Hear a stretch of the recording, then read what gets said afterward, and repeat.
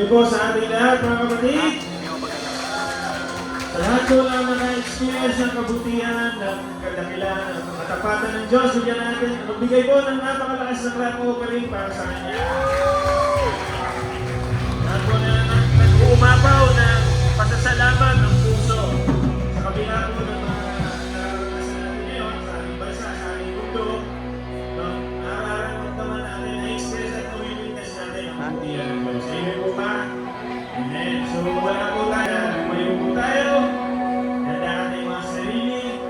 Let's over our hearts and minds para sa oras na ito. Ito ay ginawa ng Diyos. This is the night that the Lord has made. So we should always rejoice. Joke lang po yan.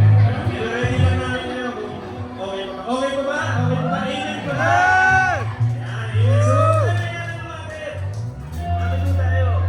This is a night of celebration.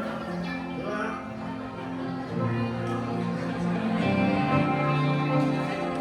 This is a night of celebration. Let us offer our loudest songs of praise. Di ba rin ang minsan? Wala tayo sa tono. Ang tinikinan ng Diyos sa ating mga puso. Amen po ba? Ay. Uy, napakainang. Amen po ba?